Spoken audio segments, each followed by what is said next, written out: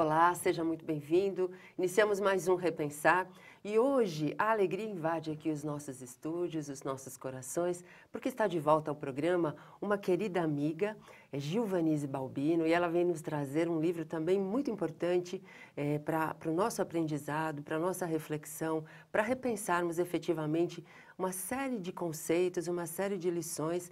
O livro tem como título O Símbolo da Vida. É muito bom ter você conosco novamente, viu, Gilvanise?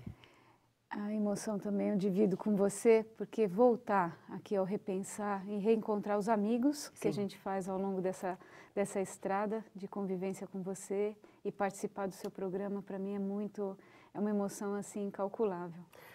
E para mim também, porque você é muito querida. Hoje nós estávamos até que, antes de começarmos, falando do amor à primeira vista, né? Foi. Que assim, algumas pessoas, hoje a gente até entende por que acontece, né?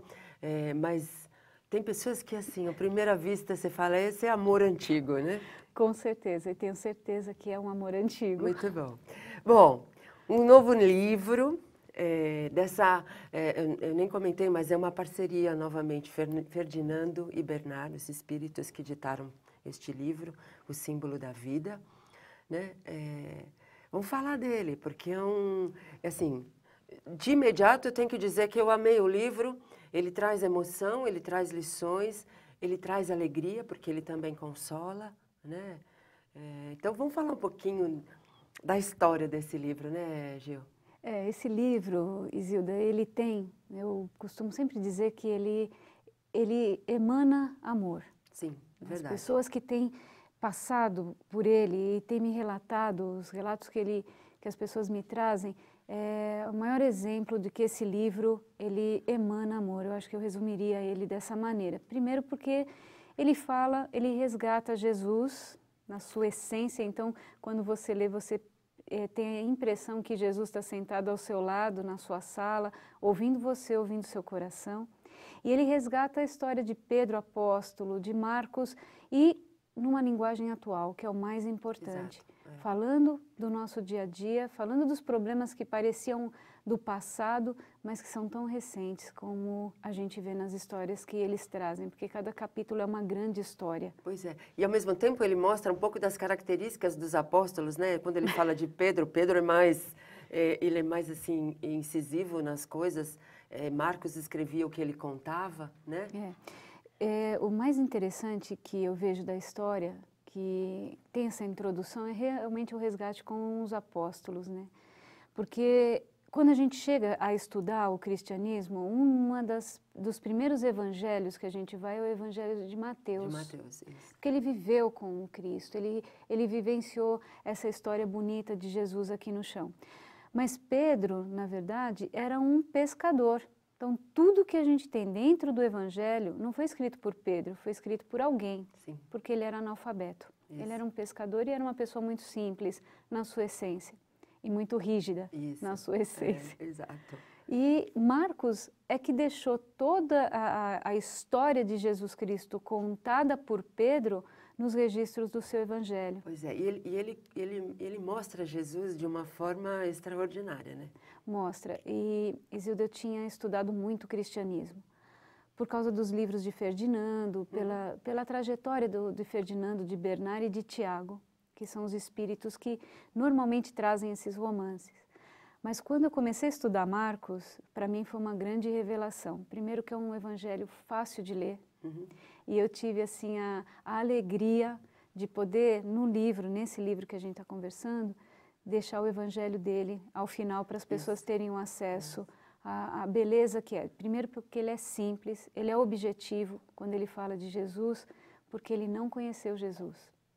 Então todos os exemplos de fé de Marcos, toda a sua expressão de fé, toda a sua renúncia de vida, todo deixar a sua vida de lado para amar Jesus Cristo, foi uma coisa autêntica, foi uma conversão extremamente autêntica do nosso amigo Marcos, que eu chamo de amigo porque ele vira um amigo depois que Pois você lê o pois livro. Exatamente. Assim, nossa, agora eu gosto de Marcos, né? Assim, lógico que você respeita, conhece, mas agora parece que realmente ele ficou meu amigo, porque Ficou. ele contou a história, nós passamos junto com ele, pelo menos nessa leitura, as dificuldades que ele vivenciou, todo o trabalho que ele fez, toda a coragem que ele teve, que ele demonstrou. Então, é muito bom. Você começa a ter vontade de ir lá na Bíblia, estudar um pouco mais também, porque o espírita tem um pouco de receio de ler a Bíblia. Exatamente. Né? Então, vamos ler a Bíblia também para entender algumas coisas e até para verificar o que aconteceu, né? E uma coisa importante que eu achei, Ferdinando ele conseguiu trazer nos primeiros capítulos do livro, esse resgate de todos os apóstolos após a passagem de Jesus Exato, Cristo. isso. Aonde que estavam todos eles? Né? Bartolomeu seguindo o Oriente. O que Marcos aparecia numa história junto com Paulo, porque existem alguns dogmas em torno de Paulo, né? Porque Paulo foi muito importante em toda a história cristã. A sua transformação, a sua conversão, o abraçar de Jesus Cristo pela fé, por uma causa. Mas Paulo também tinha uma personalidade forte como homem, como pessoa, como credo.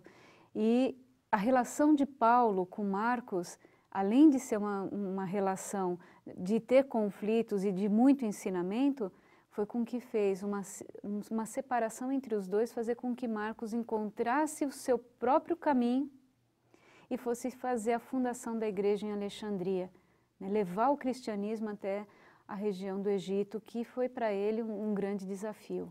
Pois é, e é interessante, né, que eu acho que a gente pode comentar isso no próximo bloco, que mataram Jesus achando que eles matariam a ideia.